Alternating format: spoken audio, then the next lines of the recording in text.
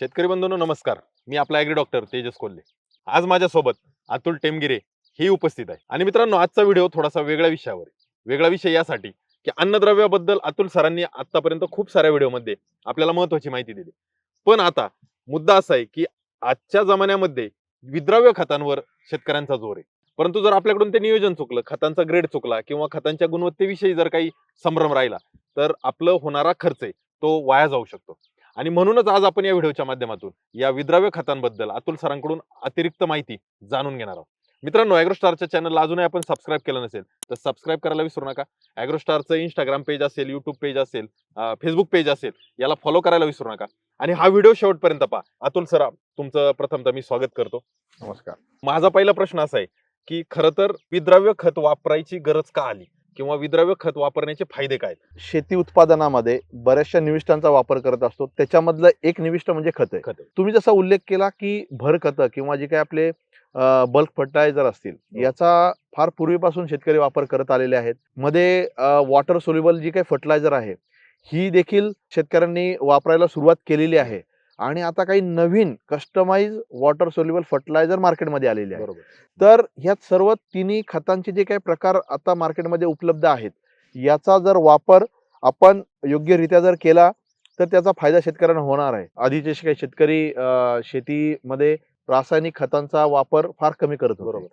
सेंद्रिय पदार्थांचा वापर त्यांचा जास्त होता. म्हणजे त्यावेळेला पशुधन प्रत्येक शेतकऱ्याच्या घरी होतं आणि त्याच्यामुळे जे काही सेंद्रिय पदार्थ आहे, जसं काही शेणखत वगैरे आहे, त्याचा शेतीमध्ये जो पुरवठा जो आहे तो शेतकरी त्यावेळेला करत होता. त्यामुळं रासायनिक खतांची गरज त्यावेळेला शेतकऱ्याला नव्हती. परंतु जसं जसं हायब्रिड बियाणं मार्केटमध्ये आलं आणि हायब्रिड बियाणं आल्यानंतर त्या बियाणाचं अधिकचं अधिक उत्पादन एकरी घेण्यासाठी त्यावेळेला शेतकऱ्यांनी बल्क फर्टिलायझरचा वापर चालू केला.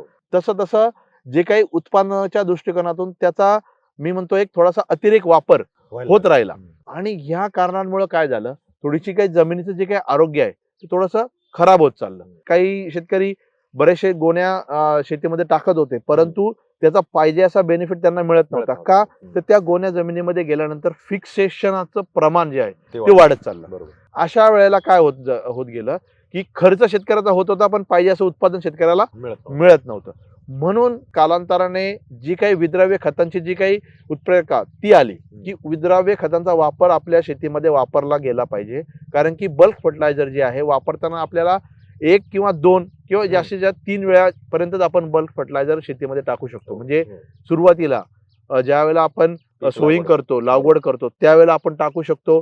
किंवा 1-1.5 महिन्याचा जो आपला टॉप ड्रेसिंगचा डोस असतो, फुलोऱ्याच्या अवस्थेच्या आसपास, त्यावेळेला आपण टाकू शकतो. परंतु ज्या वेळेला ह्या अतिरिक्त खतांचा वापर झाल्यामुळे फिक्सेशन वगैरे होऊन जमिनीची काही जी हेल्थ आहे ती खराब झाली. मग जे आता वॉटर सोल्युबल मार्केटमध्ये आले, ते का आले की जे वॉटर सोल्युबल आपण आपल्या जमिनीमध्ये देत असतो, ते जे आहेत पिकाला अवेलेबल फॉर्म मधले न्यूट्रिएंट त्या वॉटर सोल्युबल मध्ये आहेत. जे आपण भरखत किंवा बल्क फर्टिलायझर टाकत होतो ते जमिनीमध्ये गेल्यानंतर जे काही जीवाणू जे आहेत जमिनीमधले ते त्याच्यावर प्रक्रिया करत होते आणि ते प्रक्रिया केल्यानंतर तो जो काही अवेलेबल फॉर्म आहे ते कन्वर्ट होऊन आपल्या पिकाला मिळत होता. म्हणजे तो जो कालावधी जो आहे तो जवळजवळ 15-20 दिवस, 25 दिवस आणि पोटॅश सारख्या पिकामध्ये तो जवळजवळ 45 दिवसाच्या पुढे जात होता. म्हणजे पिकाला सुरुवातीच्या कालावधीमध्ये ज्यावेळेला लागवड केल्या जर अन्नद्रव्याची गरज असेल, तर मुळाच्या कक्षेमध्ये अन्नद्रव्य जर नसतील तर त्या पिकाची सुरुवातीची जी काही अवस्था आहे, सुरुवातीची जी वाढ आहे ती चांगल्या प्रकारे होत नाही. म्हणून याच्यासाठी जे काही विद्राव्य खतं मार्केटमध्ये आली, जे मुळाच्या कक्षेमध्ये आपण ती विद्राव्य खते देऊ शकतो. स्प्लिटमध्ये म्हणजे टप्प्याटप्प्याने आपण ती खतं देऊ शकतो. पिकाच्या गरजेनुसार आपण ती खतं देऊ शकतो. म्हणून वॉटर सोल्युबल फर्टिलायझर मार्केटमध्ये जी काही आली ती ह्या कारणांमुळे ही फर्टिलायझर आली. आता ही फर्टिलायझर आल्यानंतर जसं मी तुम्हाला म्हटलं अवेलेबल फॉर्म म्हणजे काय होतं, जमिनीमध्ये ती फर्टिलायझर गेल्यानंतर मुळाच्या कक्षामध्ये ज्या वेळेला पाण्या थ्रू ती खतं जातात, त्यावेळेला तो जो काही फॉर्म आहे तो पिकाच्या मुळाद्वारे लगेच पिकामध्ये शोषला जातो आणि लगेच पिकाचं लागू होऊन पिकाचं कार्य चालू होतं. जसं ठिबकचं तंत्रज्ञान वाढत चाललंय आणि आपल्याकडे भाजीपाला पीक असेल किंवा फळबागा असतील तर त्याचंही क्षेत्र मोठ्या प्रमाणात आहे आणि खास करून महाराष्ट्रामध्ये तर हे फारच मोठ्या प्रमाणात आहे. तर त्या अनुषंगाने हे वॉटर सोल्युबल खतांचा किंवा ज्याला विद्राव्य खतं म्हणतो आपण त्याचा समावेश तुम्ही जसं सांगितला की त्याचे फायदे आहेत आणि म्हणून केला जातो. पण शेतकऱ्यांच्या मनातला प्रश्न की जर वॉटर सोल्युबल वापरायचे तर बेसलला आपण बल्क फर्टिलायझर वापरायचे का, आणि जर वापरले तर मग दोन्हींची वापर करत असताना साधारण किती त्याचं दोघांचा रेशो असावा, तर त्याविषयी आपल्याला काय वाटतं? शेतकरी बंधूंनो, वॉटर सोल्युबल फर्टिलायझर हे असं खत आहे की याचा जो काही सॉल्ट इंडेक्स आहे हो. तो फार कमी आहे. सॉल्ट इंडेक्स काय असतो शेतकरी बंधूंनो, ज्या वेळेला तुम्ही शेतीमध्ये बल्क फर्टिलायझर टाकत असता, बरोबर. समजा आता तुम्ही पोटॅशियम क्लोराईड सारखं खत टाकलं किंवा अमोनियम सल्फेट सारखं काही खत टाकलं, त्यावेळेला काही वेळेला ते टाकल्यानंतर समजा उभ्या पिकामध्ये जर तुम्ही बल्क फर्टिलायझर टाकत असाल तर काही वेळेला स्कॉर्चिंग येत असते पानांवरती. येतं. याचं अगदी कारण युरियाने असं- पण येते. युरियाने पण येत असते. याचं कारण असं त्या खताचा जो सॉल्ट इंडेक्स आहे ना तो जास्त आहे हो. आणि विद्राव्य खतांचा सॉल्ट इंडेक्स कमी आहे. म्हणून जे बल्क फर्टिलायझर आपल्याला जर आपण म्हणजे उभ्या पिकामध्ये जर टाकायचे असतील तर त्याचा थोडाफार परिणाम जो आहे तो आपल्या पिकाला सुद्धा होऊ शकतो. म्हणून सॉल्ट इंडेक्स कमी असलेली खतं म्हणजे वॉटर सोल्युबल फर्टिलायझर. दुसरी गोष्ट म्हणजे मी एक पाण्यावरचा व्हिडिओ बनवलेला आहे आणि शेतकरी बंधूंनी मला असं वाटतं तो व्हिडिओ जरूर पाहावा. त्याच्यामध्ये खराब पाणी जे सिंचनासाठी आपण वापरत असतो ते कसं आपण चांगल्या पद्धतीने वापरून आपलं उत्पादन घेऊ शकतो, त्या व्हिडिओमध्ये आपण त्याचं चांगलं सविस्तर विश्लेषण केलेलं आहे. तर शेतकरी बंधूंनो, जर आपल्या पाण्याचा TDS जास्त आहे, आपल्या पाण्याचा pH जास्त आहे, आपल्या पाण्यामध्ये कार्बोनेटचं प्रमाण जास्त आहे, मग अशा वेळेला जर आपण बल्क फर्टिलायझर टाकले आणि हे पाणी जर दिलं तर फिक्सेशनचे चान्सेस जे आहेत ते जास्त प्रमाणामध्ये वाढतात आणि आपल्या पिकाला जे अन्नद्रव्य आहे ते मिळत नाही. मग या ठिकाणी जर आपण अशी विद्राव्य खतांचा जर वापर केला तर निश्चितच विद्राव्य खतांमध्ये जे आहे ते सोडियम आणि क्लोराईडचं प्रमाण नगण्य असतं किंवा नसतं.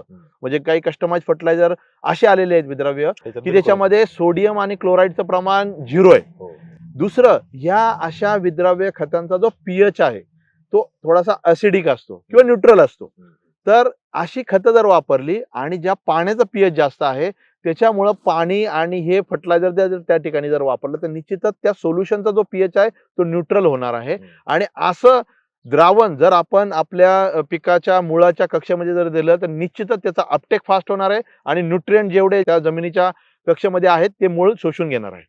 म्हणून शेतकरी बंधूंनो, वॉटर सोल्युबल फर्टिलायझरचे जे काही बेनिफिट्स आहेत ते खूप महत्वाचे या ठिकाणी आहेत. तिसरी महत्वाची गोष्ट याच्यामध्ये आहे की फर्टिलायझर यूज इफिशियन्सी.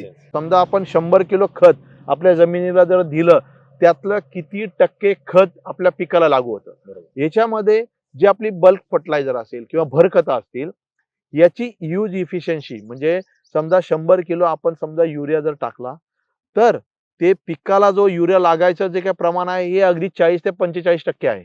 म्हणजे बाकीचा जो युरिया आहे तो मुळाच्या कक्षेच्या बाहेर लिचिंगच्या द्वारे जाऊ शकतो किंवा हवेमध्ये त्याचं व्होलाटायझेशन होतं. हा एक महत्वाचा मुद्दा. दुसरं, समजा फॉस्फरस हा एक तुम्ही अन्नद्रव्य घेतलं, ते सर्वात म्हणजे फिक्सेशन ह्या अन्नद्रव्याचं खूप मोठ्या प्रमाणामध्ये होत असतं आणि फिक्सेशन जेवढं जास्त होतं तेवढं आपल्या पिकाला हे खत लागू होणार नाही. सुपर फॉस्फेट असेल, DAP असेल, याच्या माध्यमातून जर स्फुरदाचा वापर तुमच्या पिकामध्ये जर तुम्ही केला तर 20% स्फुरदाचं उपलब्धता तुमच्या पिकाला होणार आहे. बाकीचं 70 ते 80% फिक्सेशन होणार आहे. म्हणून अशा वेळेला जर तुम्ही वॉटर सोल्युबल फर्टिलायझर जर टाकली तर ती लगेच तुमच्या पिकाला लागू होणार नाही. फिक्सेशनचे चान्सेस जे आहेत ते नगण्य होऊन जातात. म्हणून याची जवळजवळ 60 ते 70% जी काही यूज इफिशियन्सी आहे ती फॉस्फरस युक्त वॉटर सोल्युबल फर्टिलायझरची असते. तिसरं महत्वाचं जे अन्नद्रव्य आहे पोटॅश. पोटॅशची जर यूज इफिशियन्सी तुम्ही जर बघितली, समजा तुम्ही पोटॅश आपलं टाकलं, SOP टाकलं, MOP जर टाकलं तर एक 60 ते 70% पिकाला लागू होतं, बाकीचे 40% ते वाया जातं. जर वॉटर सोल्युबल फर्टिलायझर मधून जर तुम्ही पोटॅशचा वापर जर केला तर 90% आपल्या पिकाला लागू होतो आणि लगेच लागू होतो शेतकरी बंधूंनो. म्हणून वॉटर सोल्युबल फर्टिलायझरचा जर तुम्ही योग्य पद्धतीने जर वापर केला ना, जरी खर्च जास्त असला तरी त्याचा बेनिफिट जास्त आहे. अजून एक महत्वाचा मुद्दा की ज्या वेळेला आपण खतं टाकतो, बल्क फर्टिलायझर टाकतो, आपण ब्रॉडकास्ट करून टाकत असतो, म्हणजे ती मुळाच्या कक्षेमध्ये किती राहतील याचा आपल्याला नाही माहित, म्हणजे माहित नाही आणि त्याचा वापर किती होणार आहे माहित नाही.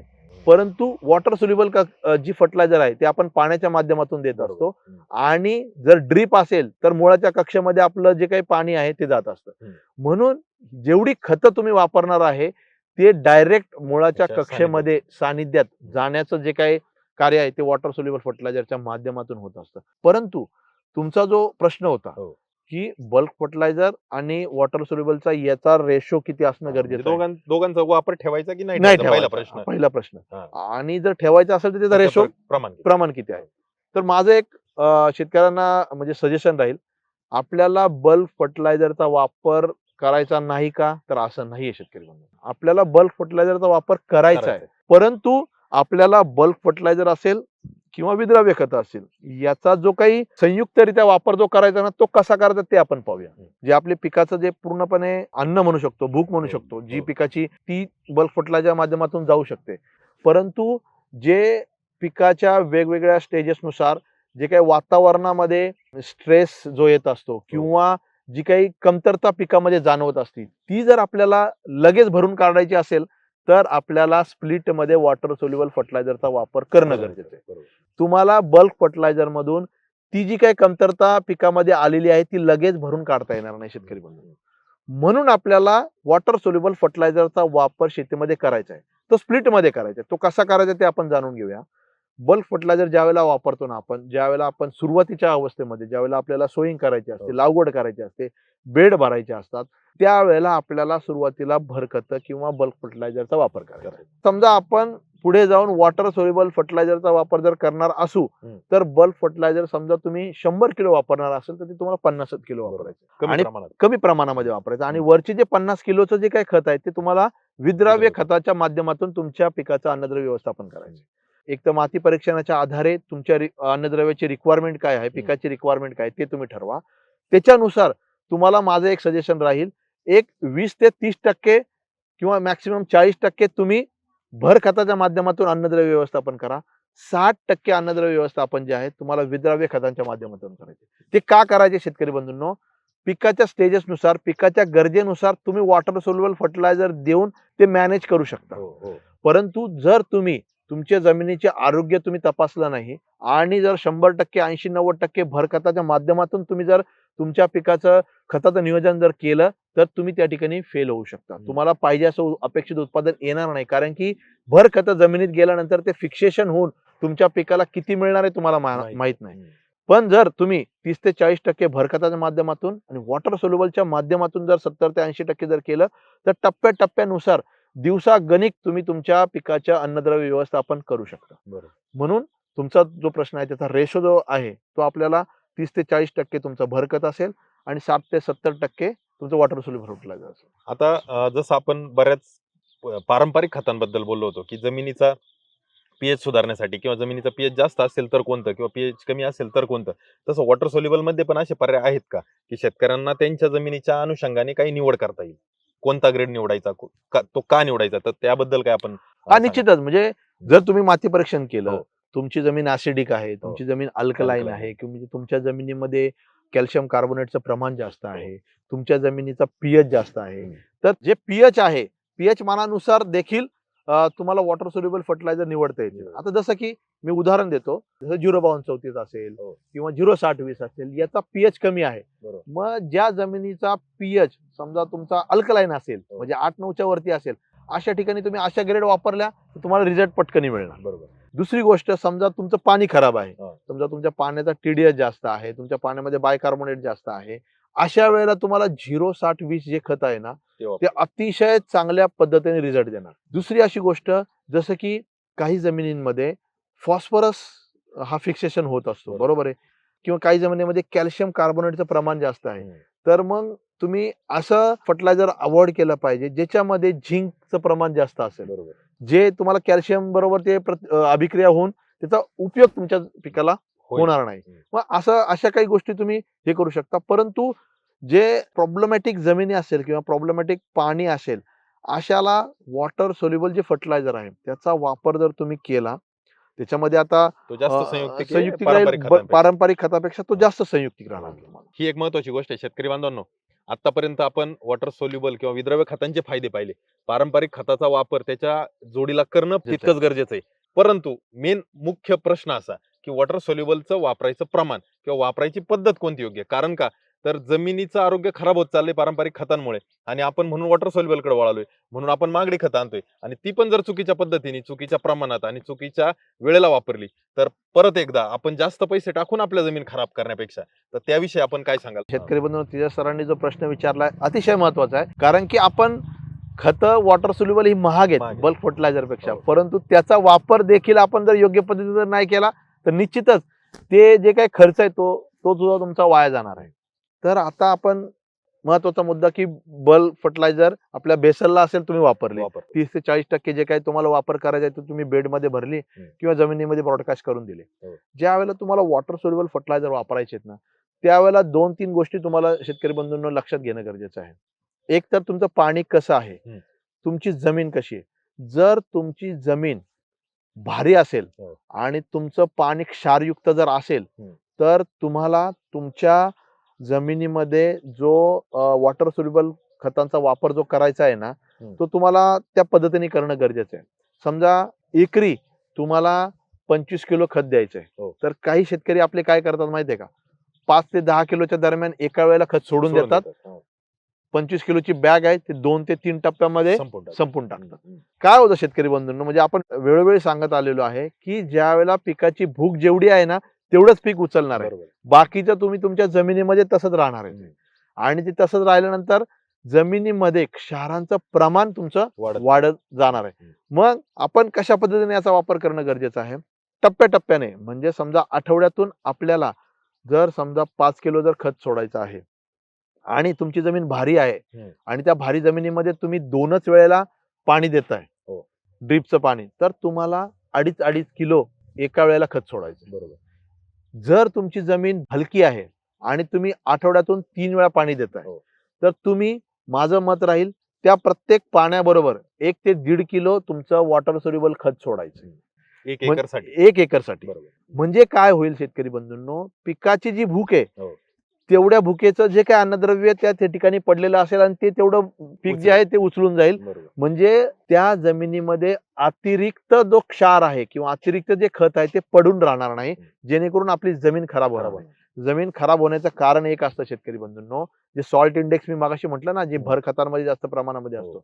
काय असतं शेतकरी बंधूंनो, आपण भर खतं टाकत असतो, ते पाण्यामध्ये विरघळल्यानंतर समजा पिकाने 100 किलो तुम्ही टाकला आणि पिकाने 60च किलो उचललेलं आहे, जे 40 किलो जमिनीमध्ये राहिलेले तुम्ही दुसरं पीक लावलं आणि दुसऱ्या पिकाला परत तुम्ही 100 किलो टाकलं, तर ही 40 किलो अतिरिक्त तुमच्या जमिनीमध्ये पडलेलं परत तुम्ही 100 किलो त्याच्यामध्ये टाकताय, पीक 60च किलो उचलतंय, परत 40 किलो राहते. म्हणजे पहिले 40 आणि नंतरचे 40 असं तुमची जमीन खराब होत चालली आहे. म्हणून तुम्हाला टप्प्याटप्प्याने पाण्याबरोबर 1 ते 1.5 kilo 2 kilo maximum water soluble fertiliser जर वापरलं तर निश्चितच तुमची जमीन पण खराब होणार नाही आणि तुमचं पिकाचं उत्पादन डबल होण्याशिवाय राहणार नाही. हा एक महत्वाचा मुद्दा होता की आपल्याला विद्रव्य खत हे किती मोजून मापून देणं गरजेचं आहे. तर ते या मला उत्तरातून घ्यायचं होतं. त्यासोबत जोडून असा प्रश्न की बरेच शेतकरी जे काही पाणी देत असतात तर त्या पाण्यासोबत अतिरिक्तची खतं गेल्यामुळे त्या पाण्याचं पण काही प्रॉपर्टीज चेंज होतात का? म्हणजे पाण्याचं जे काही, जसं जमीन खराब होती तर ती खत तिथं राहिल्यानंतर होईल, परंतु देत असताना पाण्यासोबत त्याचं प्रमाण जर आपण योग्य नाही राखलं तर त्या पाण्यावर काय त्याचा परिणाम होतो? काही खतांमध्ये मी तुम्हाला जसं सांगितलं, बल्क फर्टिलायझर जर असेल तर क्लोराईडचं प्रमाण जास्त असतं, सोडियमचं काही याच्यामध्ये प्रमाण जास्त असतं. मग ज्यावेळेला आपण पाणी देतो ते जे काही क्लोराईड असेल किंवा सोडियम असेल ते पाण्यामध्ये येणार आहे आणि ते पाणी जमिनीच्या किंवा मुळाच्या कक्षामध्ये जाणार आहे आणि त्या ठिकाणी ते क्षाराचं प्रमाण वाढणार आहे. तसं वॉटर सोल्युबलच्या खतामध्ये काय होतं, मी जसं तुम्हाला सुरुवातीला सांगितलं, वॉटर सोल्युबलच्या खताचा जो सॉल्ट इंडेक्स आहे अतिशय कमी आहे. जसं बल्क फर्टिलायझर, पोटॅशियम क्लोराईडचा सॉल्ट इंडेक्स 116 आहे, तो जर तुम्ही वॉटर सोल्युबल फर्टिलायझरचा जर घेतला तर तो 25-30च्या कमी आहे, खूपच कमी आहे. आणि जर तुम्ही, जसं मी सोडियम असेल किंवा क्लोराईड असेल, सल्फेट असेल, सल्फाईड असेल, अशी जी काही क्षार आहेत जे तुमच्या पाण्याला पण हानिकारक असतील किंवा जमिनीला पण हानिकारक असतील, ते वॉटर सोल्युबल खतामध्ये नाही. म्हणून पाण्याबरोबर जी वॉटर सोल्युबल खतं जातील ते जर कमी प्रमाणामध्ये जर केलं तर निश्चितच पाण्याला काही प्रॉब्लेम होणार नाही आणि तुमच्या पिकाला किंवा जमिनीला काही प्रॉब्लेम होणार नाही. यानंतरचा माझा प्रश्न असा आहे अतुल सर, का आता आपण विद्रव्य खतांचे खूप फायदे पाहिले, ठिबक ज्यांच्याकडे आहे किंवा स्प्रिंकलर ज्यांच्याकडे तुषार सिंचन असेल तर ते दोघं त्याचा वापर अवश्य करतील. तो वापर करत असताना ज्यांच्याकडे ठिबक किंवा तुषार सिंचन नाही, मग आपल्याकडे बऱ्याच शेतकऱ्यांची पद्धत असते की बटाटा पक्वतेच्या अवस्थेमध्ये आला का पोटॅश सोडायचे, पाण्यातून सोडायचं. पाण्यातून सोडायचे, किंवा मक्का सारख्या पिकाला असतं किंवा कोथंबीर सारख्या पिकाला असतं. तर मग हे विद्रव्य खत पाण्यातून देणं संयुक्तिक आहे का, आणि जर द्यायचं झालं तर त्याचं प्रमाण कसं असावं माझं तर एक मत राहील, हे खत आलं का हो. तर ठिबकद्वारे, देण्यासाठी? म्हणजे पाण्याचा जो एक बिंदू आहे त्याच्यामध्ये एक थेंब आहे, त्या थेंबामध्ये जो काही खत आहे ते मुळाच्या कक्षामध्ये जाऊन ते आपल्या मुळाद्वारे अपटेक होणं गरजेचं आहे. म्हणजे याच्यासाठी वॉटर सोल्युबल फर्टिलायझर आले, जे कमी प्रमाणामध्ये आपण देऊन त्या ठिकाणी करतो, देऊ शकतो, काम करतो, result घेतो. आता जसं तुम्ही म्हटलंय की पाण्याद्वारे, ज्या शेतकऱ्यांना ड्रीप करणं शक्य नाही, ड्रीप ला खर्च करणं किंवा त्या शक्य नाही, पिकाला ड्रिपच नसतं किंवा त्या पिकाला ड्रीप करू शकत नाही, तर अशा वेळेला पाण्यातून खत सोडू शकता. फरक तो पाण्यातून सोडताना त्याचं प्रमाण जास्त होणार नाही याच्याकडे लक्ष घेणं गरजेचं आहे. शेतकरी काय करतील, 25 किलोची बॅग आणतील एकरी, एकदम सोडून पाण्यातून एकदम सोडून देणार. तसं चालणार नाही. त्याचा काय होईल परिणाम तुम्हाला सांगतो. जसं बटाटा सारखे पीक असेल किंवा कंद वर्गीय पीक असेल, अशा पिकाला, कारण की ही जी काही फर्टिलायझर आहे पाण्यामध्ये अतिशय घुलनशील असतात आणि लगेच पिकाला लागू होतात. बरोबर. म्हणजे जर अतिरिक्त पोटॅश किंवा अतिरिक्त न्यूट्रिएंट त्या ठिकाणी गेले तर म्हणजे त्या पिकाला अनपेक्षित खत मिळालं आणि पिकाने ते अपटेक जर केलं तर क्रॅकिंगची समस्या वाढू शकते. अचानक एक अन्नद्रव्य मिळते, बाकीचे अन्न घटक कमी कमी प्रमाणात अचानक एक अन्नद्रव्य पाण्यातून त्यांना मिळालं आणि त्यांनी जर अपटेक जर अचानक झाला तर दुष्परिणाम होऊ शकतो. म्हणून शेतकरी बंधूंनो, पाण्यातून जर आपल्याला वॉटर सोल्युबल फर्टिलायझर सोडायचे असेल तर 5 किलो कमीत कमी, जास्तीत जास्त 10 किलो एकरी, याच्यावरती तुम्ही एका वेळेला खत सोडलं नाही पाहिजे. कारण की ते मुळाच्या पाण्यात विरघळणार आहे आणि जिथं पाणी जाणार आहे, जिथं आपली पिकाची मुळं आहेत त्या ठिकाणी ते जाऊन लगेच त्याचा अपटेक होणार आहे. तर त्या ठिकाणी म्हणजे माझं एक सजेशन राहील, 5 ते 10 किलो पेक्षा जास्त सोडलं नाही पाहिजे. इथपर्यंत तुम्ही सोडू शकता आणि त्याचा बेनिफिट निश्चितच होणार आहे. आता असंच आपण याचा फवारणीद्वारे मोठ्या प्रमाणात विद्रव्य खतांचा वापर होतो. तर ठिबकद्वारे देण्यातून आणि फवारणीतून या दोन्ही मधला तफावत काय, आणि फवारणीतून देत असताना काय काळजी घ्यावी, किंवा त्याचा काय कशा पद्धतीने वापर करावा, सोबत काही कीटकनाशक बुरशीनाशक चालतील का, किंवा ते वापरणं शक्य आहे की वापरलंच नाही पाहिजे, याविषयी आपलं काय मत? शेतकरी बंधूंनो, पिकाचं जे काही तोंड आहे ते मुळी आहे. म्हणजे जेवढं जास्त मुळीद्वारे खत पिकामध्ये जाईल तेवढं चांगलं. बरोबर. काही वेळेला अचानक क्लायमेट मुळे म्हणा किंवा जमिनीमध्ये काही फिक्सेशन वगैरे वाढल्यामुळे म्हणा, अन्नद्रव्य काही प्रमाणामध्ये कमी प्रमाणामध्ये पिकामध्ये जात असतात. मग एक कमतरता पिकामध्ये येत असते. मग अशी कमतरता आल्यानंतर आपल्याला जर लगेच ती कमतरता कमी करायची असेल किंवा पिकाला ते अन्नद्रव्य पुरवठा करायचा असेल तर फवारणीचं एक माध्यम असेल. तर ते करताना महत्वाचं एक म्हणजे काळजी अशी शेतकरी बंधूंना घेणं गरजेचं आहे. कारण की काय होतं माहितीये का, जे आपण काही कॅल्शियम असेल, बोरॉन असेल, ही अन्नद्रव्य अशी आहेत ती म्हणजे पिकामध्ये त्याची मुवमेंट होत नाही. तेजस सर, म्हणजे ज्या ठिकाणी ते मुळाद्वारे पाण्यामध्ये विरघळून ज्या ठिकाणी जाणार आहे, म्हणजे समजा पाण्यामध्ये गेलं तर तिथेच राहणार आहे, फळा काही येणार नाही. बरोबर. मग अशा वेळेला फवारणीची जी खतं आहेत ना, ती चांगलं काम करतात. ती कसं काम करतात, समजा आपल्याला कॅल्शियमची कमतरता पिकामध्ये आली, बोरॉनची कमतरता आली, तर आपण कॅल्शियम युक्त फर्टिलायझर असेल किंवा बोरॉन युक्त खतं असेल किंवा 19-19 असेल किंवा विद्राव्य खतं असेल, फवारणीच्या माध्यमातून जर दिली ना, ती लगेच ज्या ठिकाणी गरज आहे त्या ठिकाणी जाऊन त्याचं काम चालू करतात. म्हणून फवारणीच्या माध्यमातून खतं आपण देऊ शकतो, परंतु कधी जर कमतरता आपल्याला जाणवत असेल तर. दुसरी गोष्ट असं की कधी देणं गरजेचं आहे. ही जी काही खतं आहे ही आपली जी काही पिकाचं पान आहे त्याच्या स्टोमाटाच्या माध्यमातून आतमध्ये शोषली जातात. मग हे कधी, स्टोमाटा हा कधी ऍक्टिव्ह असतो पिकाचा, सकाळच्या वेळेमध्ये किंवा संध्याकाळच्या वेळेमध्ये. दुपारच्या वेळेमध्ये ज्यावेळेला ऊन जास्त असतं त्यावेळेला हा स्टोमाटा तेवढा कार्यरत नाही, तो बंद असतो. त्यावेळेला ज्यावेळेला तुम्ही जर अशी फवारणीच्या खतं किंवा पेस्टिसाइड जरी मारले तरी तितका त्याचा परिणाम पिकाला मिळत नाही. म्हणून सकाळची किंवा संध्याकाळची वेळ तुम्हाला त्या ठिकाणी फवारण्यासाठी योग्य आहे. दुसरं, ही जी काही खतं आहेत याचा पीएच पण महत्वाचा आहे. आता जर तुमचं बेनिफिट एक असा होतो वॉटर सोल्युबलचा, तर आपल्या पाण्याचा पीएच अल्कलाईन असेल किंवा पाण्यामध्ये बायकार्बोनेटचं प्रमाण जास्त असेल आणि वॉटर सोल्युबल जर आपण मिसळलं तर त्याचा बेनिफिट असा होतो, पीएच कमी करायचं काम जे आहे ते होतं. असं म्हणजे जर आपल्या पिकाच्या पानाला आवश्यक जो पीएच आहे तो त्या ठिकाणी येत असतो. आता याचं प्रमाण हा म्हणजे पाण्यामध्ये समजा तुम्ही 1 लिटर पाण्यामध्ये 1 ग्रॅम जर खत टाकलं, त्याचा EC जो आहे हा खूप महत्वाचा आहे बरोबर. तेजस. तो जर आपण जो योग्य राखला तर त्याचं शोषण जे आहे ते 100% तुमच्या पिकामध्ये होणार आहे, पानाद्वारे होईल. पानाद्वारे होणार आहे. म्हणून म्हणजे 1 लिटर मध्ये आपल्याला 1 ग्रॅम ते 3 ग्रॅम पर्यंत तुम्ही खत मिसळू शकता. बऱ्याचशा शेतकऱ्यांचा ऐकतो मी 5 ग्रॅम 10 ग्रॅम पर्यंत 1 लिटरला शेतकरी खत मिसळत असतात. तर शेतकरी बंधूंनो, जेवढं तुम्ही जास्त खत मिसळतात तेवढं तुमच्या पिकाला त्याचा 0 उपयोग आहे. म्हणजे तुम्ही अधिकचं खत घेतलं पण त्याचा दुष्परिणाम तुम्ही तुमच्या पिकाला देऊन टाकलेला आहे. किंवा खर्च वाढतोय आणि पाहिजे पाहिजे तसा बेनिफिट भेटत नाही. म्हणजे असं म्हणू शकतो आपण, रोप अवस्था असेल तर 1 ग्रॅम, फुलोरा अवस्था असेल तर कदाचित 2 ग्रॅम 2 ग्रॅम आणि आणि फळावस्था असेल तर 3 3 ग्रॅम पर्यंत त्या आपण पद्धतीने जाऊ शकतो. उदाहरण जर द्यायचं झालं तर आपण टोमॅटो पिकामध्ये सुरुवातीच्या अवस्थेत स्टार्टर ग्रेड म्हणतो 19-19-19.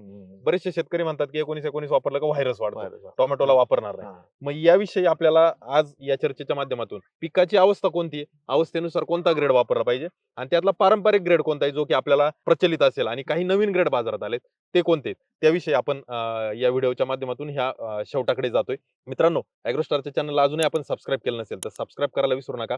ॲग्रोस्टारचं फेसबुक पेज, इंस्टाग्राम पेजला फॉलो करा आणि आपले जर काही प्रश्न असतील वॉटर सोल्युबल किंवा या विद्रव्य खतांच्या विषयी तर तेही प्रश्न इथं नमूद करायला विसरू नका, जेणेकरून आपल्याला त्या प्रश्नांच्या विषयी भविष्यात काही माहिती आपल्यापर्यंत घेऊन येता येईल. जसं तुमचा एक प्रश्न होता की टोमॅटोमध्ये 19-19 दिल्यानंतर व्हायरस येत असतो, तसं नाहीये तेजस सर. आपल्याला महत्वाचा मुद्दा समजणं गरजेचं आहे शेतकरी बंधूंनो. पिकाच्या सुरुवातीच्या वाढीच्या अवस्थेमध्ये पिकाला जे अन्नद्रव्य लागतात ते आपल्याला देणं गरजेचं आहे. ते जर आपण दिली नाही तर त्याची वाढ पाहिजे अशी होणार नाही. तर पिकाची जी सुरुवातीची अवस्था असते ना त्याच्यामध्ये जे पिकाला गरजेची अन्नद्रव्य आहे त्याच्यामध्ये नत्र, स्फुरद आणि पालाश ही 3 अन्नद्रव्य अशी आहे की ती सुरुवातीच्या अवस्थेमध्ये फार गरजेची असतात. नत्र जे आहे, तुम्हाला सर्वांना आपले मागचे व्हिडिओ माहिती आहेत की नत्र जे आहे शाकीय वाढीसाठी आवश्यक आहे. फॉस्फरस जे आहे ते मुळीची वाढ जे सुरुवातीच्या अवस्थेमध्ये चांगली करतं. पोटॅश जे आहे ते आपल्या पिकामध्ये रोग प्रतिकार शक्ती जी आहे ती वाढवत असतं. म्हणून नत्र, स्फुरद आणि पालाश जे आहे सुरुवातीच्या अवस्थेमध्ये आपल्याला देणंच गरजेचं आहे.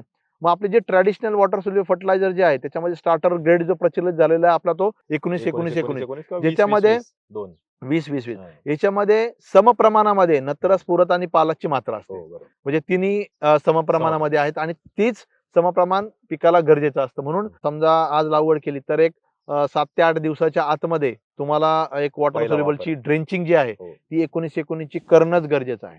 त्याचबरोबर मार्केटमध्ये काही नवीन वॉटर सोल्युबल फर्टिलायझर आलेले आहेत जसं की 10-20-20 आणि त्याच्यामध्ये आपलं 1.5% मॅग्नेशियम ऑक्साईड असतं. आता शेतकरी बंधूंनो, सुरुवातीची जी अवस्था आहे त्याच्यामध्ये झाड जेव्हा वाढत असतं त्यावेळेला झाडाला त्याचं स्वतःचं अन्न तयार करण्याची जी प्रक्रिया आहे ती पण वाढवायची असते जेणेकरून त्याची ग्रोथ चांगली होईल. आणि अशा वेळेला जर मॅग्नेशियम सारखं अन्नद्रव्य जर आपण सुरुवातीला जर दिलं, ते अन्नद्रव्य असं आहे जे झाडाचं जे अन्न तयार होतं ना त्या अन्न तयार करण्याच्या प्रक्रियेमध्ये महत्वाचा रोल आहे.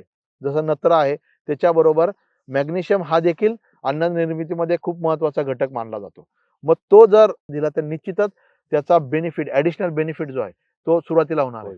म्हणून 19-19 तुम्ही वापरू शकता, 20-20 वापरू शकता, पण माझं एक सजेशन राहील 10-20-20 प्लस मॅग्नेशियम असलेली जी ग्रेड आहे ती जर तुम्ही ड्रेंचिंगला जर दिली तर निश्चितच त्याचा फायदा तुम्हाला सुरुवातीला होणार आहे. जे ट्रॅडिशनल आपले वॉटर सोल्युबल फर्टिलायझर आहे याच्यामध्ये नत्र, स्फुरद, पालाशच्या व्यतिरिक्त दुसरा अतिरिक्त घटक जो आहे तो नसतो. परंतु जे कस्टमाइज आणि जे नवीन जे वॉटर सोल्युबल फर्टिलायझर आलेले आहे याच्यामध्ये ऍडिशनल सेकंडरी असेल किंवा ट्रेस एलिमेंट आहे ते त्या फर्टिलायझर मध्ये असतात. ते स्टेजेसनुसार कस्टमाइज केलेले आहेत, ते आपण पुढे बघूया. तर ह्या याच्यामध्ये मॅग्नेशियम असल्यामुळं सुरुवातीची जी वाढ आहे ती अतिशय चांगली होणार आहे. म्हणून लागवड केल्यानंतर जी अर्ली डेव्हलपमेंटची स्टेज असते एक 20-25 दिवसाची जी स्टेज आपण म्हणू शकतो त्यावेळेला 1 ते 2 ड्रेंचिंग जे आहे ते जर तुम्ही 19-19 वॉटर सोल्युबल फर्टिलायझर केला तर निश्चित याचा फायदा तुम्हाला होणार आहे. आता याच्यानंतरची जी स्टेज येते शाकीय वाढीची स्टेज. आता शाकीय वाढ ज्या वेळेला होत असते पिकाची त्यावेळेला नत्र, स्फुरद, पालाश या 3 अन्नद्रव्याच्या व्यतिरिक्त त्याला तुमचं कॅल्शियम असेल, मॅग्नेशियम असेल, झिंक असेल आणि फेरस असेल, ही 4 अन्नद्रव्य अशी आहेत ती जास्त प्रमाणामध्ये लागत असतात. ती का लागत असतात शेतकरी बंधूंनो, ज्यावेळेला शाकीय वाढ होत असते त्यावेळेला NPK मधलं स्फुरद जे आहे, स्फुरद ज्या ग्रेड मध्ये जास्त असेल ना अशी ग्रेड आपल्याला त्या ठिकाणी वापरायची. का वापरायची? स्फुरदाचं पहिलं कार्य आहे मुळींची वाढ आणि शाकीय वाढ कधी होणार आहे ज्यावेळेला जमिनीखालील मुळांची वाढ चांगली होईल त्यावेळेला शाकीय वाढ तुमची चांगली होणार आहे. म्हणून असं वॉटर सोल्युबल खत वापरा शाकीय वाढीमध्ये, ज्याच्यामध्ये स्फुरदाचं प्रमाण जास्त असेल. जसं की आपलं 1261 असेल, बरोबर 1261 मध्ये स्फुरदाचं प्रमाण जास्त आहे. तुमचं 1340-13 आहे, बरोबर ते तुम्ही वाढू शकता, ज्याच्यामध्ये स्फुरदाचं प्रमाण जास्त आहे. परंतु काही नवीन जे खतं मार्केटमध्ये आलेली आहेत, ज्याच्यामध्ये ऍडिशनल तुम्हाला झिंक भेटू शकतं, फेरस भेटू शकतं, मॅग्नेशियम भेटू शकतं, ते जर तुम्ही त्या ठिकाणी वापरलं तर निश्चितच ऍडिशनल बेनिफिट होणार आहे. जसं की 10-50 आणि त्याच्यामध्ये जवळजवळ मॅग्नेशियम 3-3.5% मॅग्नेशियम आहे आणि आपलं फेरस 10-50 म्हणजे नत्र आणि स्फुरदा बरोबर ऍडिशनल मॅग्नेशियम आणि फेरस असलेली ग्रेड मार्केटमध्ये आहे. अन्न निर्मितीची प्रक्रिया अजून फास्ट होणार, कारण की त्याच्यामध्ये मॅग्नेशियम आणि फेरस आहे. आणि 2 अन्नद्रव्य अशी आहे जी झाडाचा अन्न निर्मितीमध्ये नत्राच्या बरोबर काम करतात. म्हणून शाकीय वाढीमध्ये ही ग्रेड अतिशय चांगलं काम करून देणार आहे. दुसरी ग्रेड आहे 10-30-5 प्लस त्याच्याबरोबर तुमचं झिंक. ही एक ग्रेड मार्केटमध्ये आहे.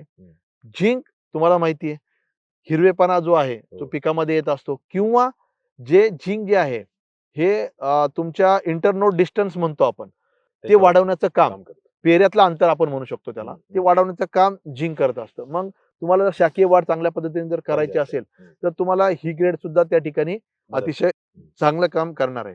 शेतकरी बंधूंनो, जर तुम्ही सरळ जे काय ट्रेडिशनल वॉटर सोल्युबल फर्टिलायझर देत असाल तर माझं मत असं राहील तुम्हाला की ज्या वेळेला तुम्ही हे वॉटर सोल्युबल खत सोडताय 1 ते 1.5 किलो, ज्या वेळेला तुम्ही पहिल्या टप्प्यामध्ये हे सोडलं, ड्रेंचिंग तर तुम्ही सुरुवातीला केली, ड्रेंचिंग झाल्यानंतर ज्या वेळेला तुम्ही 25-30 दिवसाच्या स्टेजमध्ये येतात त्यावेळेला हे तुम्हाला ड्रीपच्या माध्यमातून 1 ते 1.5 किलो सोडायचं आहे. जर तुम्हाला तुमच्या खतामध्ये कॅल्शियम मॅग्नेशियम नसेल तर अल्टरनेट तुम्हाला ऍडिशनल कॅल्शियम नायट्रेट असेल किंवा मॅग्नेशियम सल्फेट असेल, हे त्या ठिकाणी देणं गरजेचं आहे. दुसरं तुम्हाला मी एक सांगतो, कॉम्पॅटेबिलिटी हा एक महत्वाचा मुद्दा आहे. तुम्ही ह्या सर्व खतं एकत्र देणं टाळणं गरजेचं आहे. प्रिसिपिटेशन होतं. जिथं फॉस्फरस आहे त्या ठिकाणी तुम्हाला कॅल्शियम किंवा मॅग्नेशियम ही खतं द्यायची नाही. मॅग्नेशियम सल्फेट असेल किंवा कॅल्शियम नायट्रेट असेल, फॉस्फरस युक्त खतं असेल किंवा झिंक ज्या ठिकाणी आहे त्या ठिकाणी ही खतं एकत्रितरित्या द्यायची नाही. तुम्ही अल्टरनेट डे किंवा दुसऱ्या तिसऱ्या दिवशी तुम्ही ही खतं त्या ठिकाणी वापरू शकता. हा झाला आपला शाकीय वाढीचा टप्पा. आता याच्यामध्ये जी फ्लोरा अवस्था आहे तेजस सर, फ्लोरा अवस्थेमध्ये 2 न्यूट्रिएंट जी आहेत ते अतिशय महत्वाचे आहेत. एनपीके बरोबर बोरॉन हे न्यूट्रिएंट फ्लोरा अवस्थेमध्ये शेतकरी बंधूंना आपल्या पिकामध्ये गेलंच पाहिजे. त्याच्यामध्ये झिंक आणि कॅल्शियम ही 2 अन्नद्रव्य आहेत. तर मग आपण अशी काही खतं निवडू शकतो की ज्याच्यामध्ये बोरॉन असेल किंवा झिंक असेल किंवा फेरस असेल किंवा कॅल्शियम असेल, असं ऍडिशनल खत आपल्याला त्या ठिकाणी देता येईल का? ते देता येईल. आता पीक जे आहेत ते एकदाच फ्रूट सेट होऊन त्याचं फळवाढी होऊन मार्केटला आपण देत असतो, त्या ठिकाणी आपल्याला अशा काही ग्रेड फ्लोरा अवस्थेमध्ये निवडणं गरजेचं आहे. जसे की 05234 असेल, 06020 असेल, 04247 असेल, ज्याच्यामध्ये नत्र जे आहे ते नाहीये.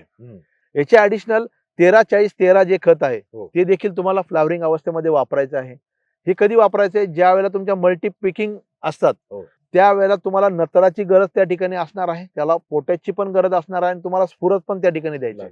मग 1340-13 ही ग्रेड असेल, 10-20-20 सारखी ग्रेड असेल, हे तुम्ही त्या ठिकाणी आवर्जून वापरत चला. आता एक मार्केटमध्ये एक नवीन ग्रेड आलेली आहे तेजस सर, 02526 प्लस त्याच्यामध्ये बोरॉन आहे. ही ग्रेड अशी आहे ज्या वेळेला तुम्हाला तुमच्या फ्लावरिंग मध्ये पीक असत त्यावेळेला बोरॉन हा घटक आहे, खूप महत्वाचा आहे. तुमचं पोलन ग्रेन वाढवण्यासाठी, फुलांची संख्या वाढवण्यासाठी तुम्हाला बोरॉन आवश्यक असतं. म्हणून जर तुम्ही 02526 प्लस बोरॉन असलेली ग्रेड जर वापरली तर निश्चितच त्याचा तुम्हाला फायदा होणार आहे. तुम्ही ड्रीपद्वारे वापरा, तुम्ही फवारणीच्या माध्यमातून वापरा, तुम्ही वापरू शकता. 03035 ही एक ग्रेड आहे, त्याच्यामध्ये ऍडिशनल फेरस आहे, ते तुम्ही त्या ठिकाणी वापरू शकता. 53030 ही ग्रेड आहे, ती पण तुम्ही त्या ठिकाणी वापरू शकता. ज्या वेळेला फ्लावरिंग ची अवस्था आहे तुम्ही ह्या ग्रेड त्या ठिकाणी आवर्जून वापरू शकता, वापरल्याच पाहिजे. आणि जसं मी मागाशी सांगितलं, स्प्लिट मध्ये तुम्हाला वापरणं गरजेचं आहे. आणि अल्टरनेट एक 10 ते 15 दिवसांनी तुम्हाला कॅल्शियम नायट्रेट असेल किंवा मॅग्नेशियम सल्फेट असेल, हे तुमच्या जमिनीमध्ये गेलंच पाहिजे. म्हणजे साधारणपणे शेतकरी आपण आठवड्यातून 3 वेळा पाणी देतोय, 2 वेळा तर आपल्याला ह्या पारंपरिक पद्धतीच्या ग्रेड वापरायच्या. 3 पाण्यापैकी एका वेळेला आपल्याला स्पेशलाइज ग्रेड Specialized किंवा grade ज्या, वापरू शकता, बाजारामध्ये नवीन आलेल्या ट्रॅडिशनल ग्रेड व्यतिरिक्त ज्या ग्रेड आल्या, कस्टमाइज ग्रेड कस्टमाइज ग्रेड म्हणू शकतो, तर त्या वापरायच्या. ह्या परिस्थितीमध्ये साधारणपणे एक आठवडाभर ह्या पूर्ण ग्रेडचा वापर आणि पुढच्या आठवड्यामध्ये 2 वेळा ट्रॅडिशनल ग्रेड आणि एकदा आपल्याला जे काही अतिरिक्त अतिरिक्त अन्नद्रव्य लागतात, जसं की सेकंडरी न्यूट्रिएंट, कॅल्शियम असेल, मॅग्नेशियम असेल, सल्फर असेल किंवा सूक्ष्म अन्नद्रव्य जसं की बोरॉन, फेरस या गोष्टी असतील, तर त्यांचा वापर करायचा आहे. अशा पद्धतीने आपल्याला संतुलित जे काही पिकाला अन्नद्रव्याचा पुरवठा आहे तो करायचा आहे. जे व्हिडिओच्या सुरुवातीला पण अतुल सरांनी सांगितलं होतं की एकदाच आणून 15 किलो, 25 किलो, 50 किलो आपल्याला खत वापरायचं नाहीये, तर आपल्याला आठवड्यातून 2दा किंवा 3दा आपल्याला हे वापरायचे, अल्टरनेट डे म्हणू शकतो किंवा 2 दिवस आड म्हणू शकतो, आपल्याला याचा वापर करायचा आहे. आणि साधारणपणे एका वेळेला 2 किलो, 2.5 किलो पर्यंत आपल्याला एकरी याचं प्रमाण ठेवायचंय. मग त्या अनुषंगाने जर आपण नियोजन केलं तर नक्कीच खर्चात बचत होईल, आपल्याला मिळणारे परिणाम चांगले असतील आणि त्याचा जमिनीवर किंवा पाण्यावर होणारा दुष्परिणाम आहे हा कमीत कमी असेल. आता शेवटचा जो काही आपली पिकाची अवस्था आहे, ज्याला आपण फळ पक्वता पक्वता अवस्था म्हणतो किंवा फळ काढणीची अवस्था म्हणतो, त्यात फळ पक्वतेच्या अवस्थेमध्ये पण 2 आल्या, ज्यावेळेस फळ तयार होत आहे आणि एकदा फळ पूर्ण काढणीला आले. काढणीला तर त्या दोन्ही वेळेस आपल्याला कशा पद्धतीने नियोजन करता येईल? फळ वाढीच्या अवस्थेपासून तर जे आपल्या फळ पक्वतेच्या अवस्थेपर्यंत जो काही कालावधी आहे, याच्यामध्ये ज्या खतांमध्ये पोटॅचं प्रमाण जास्त आहे ती खतं आपल्याला त्या ठिकाणी वापरणं गरजेचं आहे.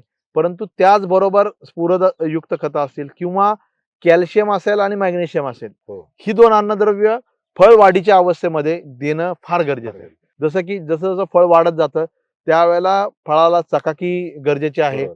जर फळामध्ये कॅल्शियमचं प्रमाण जर कमी असेल तर क्रॅकिंगची समस्या भेडसावते, त्याच्यामुळे कॅल्शियम अन्नद्रव्य ह्या वेळेला देणं गरजेचं आहे. चकाकीसाठी मॅग्नेशियम असेल किंवा फेरस असेल, हे तुम्ही शेवटच्या टप्प्यामध्ये आपल्याला आपण देऊ शकतो. तर मग आपल्याला खतं कोणती या टप्प्यामध्ये निवडणं गरजेचं आहे. तर याच्यामध्ये अशी काही खतं निवडू शकतो आपण ज्याच्यामध्ये स्फुरद प्लस पोटॅश ही 2 बरोबर. अन्नद्रव्य असतील. तर ज्या वेळेला फळ सेट असतं आणि सुरुवातीची ज्या वेळेला अवस्था असते त्याच्यामध्ये तुम्ही 05234 असेल, 03035 असेल, ते तुम्ही त्या ठिकाणी वापरू शकता. 53030 असेल, ही एक ग्रेड आहे, ती तुम्ही त्या ठिकाणी वापरू शकता. 04247 ही ग्रेड आहे, ती तुम्ही त्या ठिकाणी वापरू शकता. एक ICL ची एक ग्रेड आहे 8047 ही ग्रेड आणि त्याच्यामध्ये 60% सल्फर पण आहे, जे तुम्हाला कलर साठी बेनिफिट राहील, तर ती ग्रेड तुम्ही त्या ठिकाणी वापरू शकता. परंतु ज्या वेळेला जसं तुम्ही मगाशी तेजस सरांनी सांगितलं, ह्या ग्रेड वापरताना टप्प्याटप्प्याने 10 ते 15 दिवसांनी तुम्हाला कॅल्शियम नायट्रेट आणि मॅग्नेशियम सल्फेट या 2 अन्नद्रव्याचा आलटून पालटून वापर तुम्हाला 10 ते 15 दिवसांनी करणं गरजेचं आहे फळवाढीच्या अवस्थेमध्ये. आता याच्या बरोबर ती ज्या वेळेला फळ पक्वतेला येतं त्याच्यामध्ये आपल्याकडे मार्केटमध्ये 0050 आहे, बरोबर. ही ग्रेड असते की आपल्याला मार्केटला 10-15 दिवस राहिलेले आहेत आणि आपल्याला मार्केटला फळ न्यायचं तर 0050 ही ग्रेड तुम्ही देऊ शकता. पोटॅशियम शोनाइट ही ग्रेड आहे, ज्याच्यामध्ये पोटॅश प्लस मॅग्नेशियम सल्फर ही ग्रेड त्याच्यामध्ये संयुक्तरित्या आहेत. ही ग्रेड वापरल्यानंतर आपला जो काही फळ आहे ते पक्व होऊन लगेच मार्केटला नेणं योग्य होतं. त्याच्यामुळे ही जी पोटॅशियम शोनाइटची जी ग्रेड आहे ती फार शेवटच्या टप्प्यामध्ये आपल्याला त्या ठिकाणी वापरायची आहे. माझं एकच तुम्हाला सजेशन राहील शेतकरी बंधूंनो, वॉटर सोल्युबल खतं जी आहेत ही महाग आहेत, परंतु त्याचा जी काही परिणाम आहे तो तितकाच चांगला आहे. जर आपण त्याचा वापर अतिशय म्हणजे संयुक्तरित्या जर व्यवस्थितरित्या जर केला तर निश्चितच त्याचा रिटर्न ऑन इन्व्हेस्टमेंट हे वॉटर सोल्युबल फर्टिलायझरचं जे आहे ते बल्क फर्टिलायझर पेक्षा तुम्हाला जास्त या ठिकाणी मिळणार आहे. जाता जाता अतुल सर, एक शेवटचा प्रश्न, पीक लागवड केल्यापासून किती दिवसांनी आपल्याला खत दिलं पाहिजे? म्हणजे एकतर वॉटर सोल्युबल फर्टिलायझर हे लगेच लागू होतात, लगेच लागू होण्याचा अर्थ असा आहे काय वापरल्या लगेच की 1-2 दिवस 4 दिवस त्याला लागतो? तर ते एक आम्हाला समजून घ्यायला आवडेल. आणि शेवटचं गोष्ट, ज्यावेळेस पीक कालावधी म्हणजे काढणी आहे, म्हणजे एक उदाहरण द्यायचं झालं तर कलिंगड आहे, कलिंगडाची काढणी जर मला करायची तर आज काढणी करायची तर मला किती दिवसापूर्वी खत वापरलं पाहिजे आणि ते किती दिवसापर्यंत लागू होईल? तर या दोन्ही मध्ये आपण कशा पद्धतीने मार्गदर्शन कराल? ठीक आहे, महत्वाचा मुद्दा म्हणजे आपण फर्टिलायझर टाकतोय ते आपल्या पिकाला कधी लागू होते, हा एक म्हणजे अतिशय महत्वाचा प्रश्न ते सर तुम्ही विचारला. जसं की आपण बल्क फर्टिलायझर वापरतो ते लागू होण्याचा कालावधी युरिया असेल तर 8 ते 10 दिवस असेल, स्फुरदयुक्त खतं आहे तुमचं 20-25 दिवसानंतर लागू होतात, आणि पोटॅशयुक्त खतं जर तुम्ही वापरली, बल्क फर्टिलायझर म्हणतो मी शेतकरी बंधूंनो, 45 दिवसाच्या पुढे लागू होतात. म्हणजे साहजिकच आपण बल्क फर्टिलायझरचा विचार जर केला तर ते आपल्याला सुरुवातीच्या टप्प्यामध्ये ज्या वेळेला लागवड आहे त्याच वेळेला आपल्याला वापरणं गरजेचं आहे. नंतरच्या काढणीच्या टप्प्यामध्ये जर आपण त्याचा वापर केला तर ते ह्या पिकाला लागू होणार नाही, पुढच्या पिकाला त्याचा फायदा होऊ शकतो. वॉटर सोल्युबल फर्टिलायझर मध्ये असं आहे, जी काही त्यातले नत्रयुक्त खतं आहेत ते दुसऱ्या तिसऱ्या दिवशी पिकाला लागू होतात. बरं. जी काही स्फुरदयुक्त खतं आहेत ती तुमच्या 5 ते 6 दिवसानंतर चालू होतात लागू व्हायला. आणि जी तुमची पोटॅशयुक्त खतं आहे ते 10 ते 15 दिवसानंतर लागू होतात. मग आपण जसं तुम्ही कलिंगडाचा प्रश्न केला, जर तुम्हाला कलिंगड काढायचं आहे आणि मार्केटला न्यायचं आहे तर तुम्हाला त्याच्या आधी 20 दिवस पोटॅशयुक्त वापरायला. खतांचा वापर तुम्हाला चालू करायचा आहे. म्हणजे 15 ते 20 दिवस, जेणेकरून ते तुम्हाला त्या ठिकाणी लागू होईल. स्फुरदयुक्त खतांचा वापर जर तुम्हाला करायचा आणि तुमच्या पिकाला स्फुरदाची जर गरज आहे तर 5 ते 10 दिवस आधी जर तुम्ही चालू केलं तर ते तुम्हाला त्याचा लागू त्या ठिकाणी होणार आहे. म्हणून आपण ज्या वेळेला सुरुवातीला मी मगाशी म्हटलं की लागवड केल्यानंतर आपल्याला वॉटर सोल्युबलची ड्रेंचिंग का करायची आहे, की पीक जे आहे ज्या वेळेला लागवड केल्यानंतर मुळी सेट व्हायला 4-5 दिवस घेतं आणि त्या ज्या वेळेला मुळी ऍक्टिव्ह व्हायच्या परिस्थितीमध्ये येते त्यावेळेला जर आपण ड्रेंचिंग जर केली तर निश्चितच 4-5 दिवसानंतर त्याचा अपटेक चालू होणार आहे आणि पिकाची वाढ सुरुवात होणार आहे. फार महत्वाचं असं या ठिकाणी माहिती अतुल सरांनी या विद्रव्य खतं किंवा ज्याला आपण वॉटर सोल्युबल फर्टिलायझर म्हणतो त्याविषयी दिली. त्याच्या वापराविषयीचे जे बरेच काही गैरसमज होते तर मला वाटतं या व्हिडिओच्या माध्यमातून शेतकरी बांधवांचे निश्चित दूर झाले असतील. मित्रांनो, हा व्हिडिओ कसा वाटला हे कमेंट करून सांगायला विसरू नका. व्हिडिओला लाईक करा आणि हा व्हिडिओ आपल्या इतर शेतकरी बांधवांना शेअर अवश्य करा. ॲग्रोस्टारच्या युट्यूब चॅनलला अजूनही आपण सबस्क्राईब केलं नसेल तर सबस्क्राईब करायला विसरू नका. इंस्टाग्राम असेल, फेसबुक असेल तर त्याही ठिकाणी आम्हाला अवश्य फॉलो करा. तुर्तास थांबूया. धन्यवाद. धन्यवाद.